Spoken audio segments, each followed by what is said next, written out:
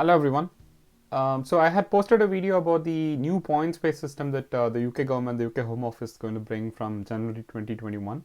I'd explained about it in detail in another video, and this is a follow-up where the government has released a little bit more update on that visa process. Before we go into that, let's briefly look at some of the coronavirus or the COVID-19 impacts in UK, especially with regards to immigration and things that impact people coming from India. So one of the main impacts is that for people whose visas were going to expire after January 24th or from that point onwards, most of the immigration offices and the visa offices are now closed because of the lockdown, because of COVID-19. So they were not able to proceed with their follow-up appointments, or their applications haven't been progressed further. So what the UK government has done is that from that point onwards, anybody's visa is going to expire in this period from January, from end of January till now, or till even end of May. They have automatically extended the visa process, the visas for all of them till 31st of May. So what you need to do, if somebody's visa is getting expired, or it's requiring renewal during this time period, and you're not able to proceed with the application or the renewal, or you're not able to get out of the country because of the travel restrictions that are in place between UK and India, what you need to do is, there is a online form that gov.uk have given. I'll give you the link to this form in my video, in the description of the video. So they have a coronavirus immigration team, and you need to basically fill up this simple form and submit it to this coronavirus immigration team. So that form is very simple. I'll give the link for the form as well in my description. It's a very simple form with some basic fields that you need to fill up, and you need to submit it with your email address. You will get an email back confirming that your application has been received, and that you don't need to do anything further. But make sure that you give the right email address, because you need to get the email confirmation and keep that you have submitted the form. Otherwise, you will be penalized for overextending or overstaying your visa.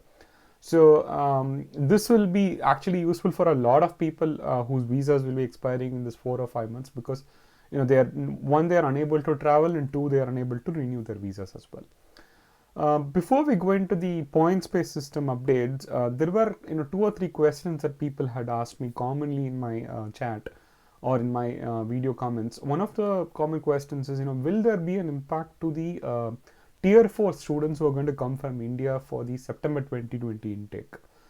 Now, this is a very unprecedented scenario, because we are for the first time in nearly 100 years, they've cancelled all the GCSE exams, the A-level exams, like the 10th and 12th exams, comparative exams of India. They've cancelled all of the exams, and they're giving predictive scoring to all the students for the first time. Without writing an exam, they're all going to get their grades and marks, which means the entrance to the university is also going to be completely different to what it was in previous years for the UK students. So the entrance procedures, all of the academic procedures are totally different this year, and something that has never been done before. So everyone is experiencing it for the first time. So there are so many changes to the academic year this year, including the September 2020 intake. There might be some impact, but it is too early to predict it at this point. All I would say is that the travel restrictions might be easing off very slowly. So expect that there will be an impact, and keep following up with your university, or keep following up on if you've got an admission to any of the universities, keep following up on that, because information changes almost on a daily basis here. So that's all I can say at this point. But I expect that there will be an impact. But hopefully, if you've already planned everything and everything is confirmed, then it should be fine. But there were some NHS professionals who had asked a question. I've already got an appointment, or I've already got selected to one of the NHS jobs. So there are certain jobs, like the NHS jobs, the healthcare jobs, which are going to be in more demand when the restrictions are lifted, because those are the professionals who are more needed in this country. So obviously they'll follow up on that very closely. But everything is going to be different this year. So the other key question, when I had posted about the points-based system, or the most confusing issue that everyone had, was with regards to the salary. So in my other video, I had posted about how there will be a country band multiplier, because the salary threshold that they had posted is for the salary that you have already earned or already earning, and not for the job that you're going to get in UK. A few people had actually commented back saying that they had understood it the way that it is for the job that they're going to join, or the job that they're going to apply, the salary threshold, and not for the job that they are doing in India or wherever they are, because the salary will not be comparable, because it was close to around 24 lakhs if you compare it to an Indian salary on a direct basis. Which is why in my previous video I had explained about the country band multiplier that they had used previously for tier 1 and HSMP, where you don't need to earn like for like UK pound salary to Indian rupees. They've acknowledged the currency conversion differences and they've given a country band multiplier for India. So I explained it in detail. But most people, most people understood that explanation, but a few people actually had asked a question saying their understanding is different because the wordings were a little bit ambiguous. Now, last week, what the UK government Home Office has done is that they have released a guidance for the employer. So they have had previously released a policy statement for the employees, for people who are going to do the work or apply for the work. Now they've released a policy statement or guidance for the employers who need to employ these people through this points-based system. In this guidance, they have very clearly mentioned that the salary threshold is for the salary that they are already getting in their previous job, and they need to prove that they have this much salary in order for them to apply for this job in the first place. So it's been very clear with the words that they have used in the guidance for the employers now.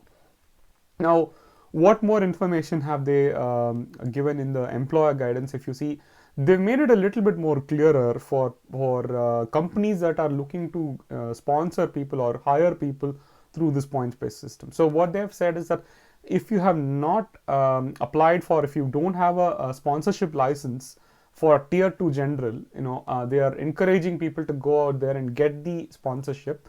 So what is a sponsorship license? So in one of my previous videos, I had explained about what a tier 2 general visa is. And also in one of my job search video, I had explained how companies can get a tier 2 general sponsorship license. So there are about 32,000 companies roughly that the government lists and updates every week, which companies hold a sponsorship license. Only these companies which hold a tier 2 general sponsorship license can actually hire people on a tier 2 general visa or sponsor visa for a employee on a tier 2 general visa.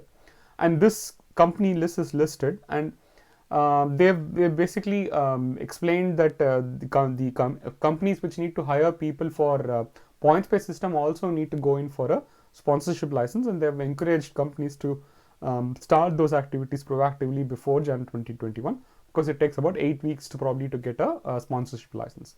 The sponsorship license, as it stands today, itself is not a very complicated process. For small and medium companies, especially with less than 50 people and less than 10 million turnover yearly, it's only about 550 pounds, which is literally peanuts for a small company, to get a sponsorship license. And then they give unrestricted certificates. So when you apply for a sponsorship license, you need to say how many people you are looking to hire through the sponsorship license. And if you say, let's say 20 people that you're expecting to hire, they'll give you 20 unrestricted certificates. And each one of those certificates can be used or allocated to hire one employee.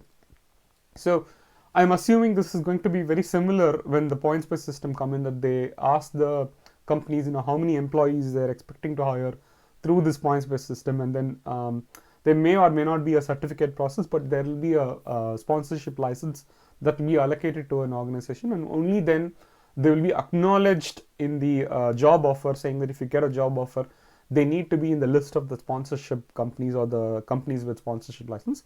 Only then the job offer will be valid, that it will be accepted for the points-based system license or the points-based system visa. So this is the guidance that they have released. Again, it's very, very early stages, so they've only released little bit of information for the employers as well. But they've encouraged the employers to go out and get these licenses proactively before the January 2021. So I had mentioned that I posted a video on job search, how to search from India for a UK job, where you can find out if the job is from an employer who's willing to sponsor a tier 2 general visa. Now that video is in Tamil, but most of the screens that I have used, and I've actually walked through the process, walked through some of the job sites, they're all in English, and you can actually see what I have done. But if you really want it, post your feedback in your comments, and I'll try and make an equivalent version of that in English, or I'll probably add some subtitles to that video. But it's more or less self-explanatory. In that video, you will be able to understand how sitting from India you can apply for a job in UK to an employer who's willing to sponsor a visa for a person from India or from anywhere else outside of Europe, outside of UK. So again, that's probably what is going to happen when the points-based system come in. When you search for a job from India, you'll be able to find out if that employer is willing to sponsor a points-based system visa, or if he's got a points-based system sponsorship license. And you can also correlate and go and check in the list of companies with sponsorship license, which, like I said, the UK government updates on a regular basis. I'll give you the link for the list of sponsorship companies as well. This is almost updated very frequently now. Even today, it is updated frequently by the UK government, and you can go and see whether the company that you're going to apply to is in that list, because otherwise, even if you get a job from a company that's not in that list, your job offer is not going to be valid. So that's another point to keep in mind. So hopefully these updates have been useful. Like I said, I keep an eye out on the Home Office updates, and if there is a meaningful update, I'll try and make these videos, because people who are interested, or people who are trying to get to that points-based system visa, or in the process of getting to the points-based system visa, will be finding that this digest of information useful. So keep watching. If you haven't subscribed, please do subscribe, because your subscription and your comments and your feedback motivate me to make these videos. Thank you everyone, and see you in the next video. Bye.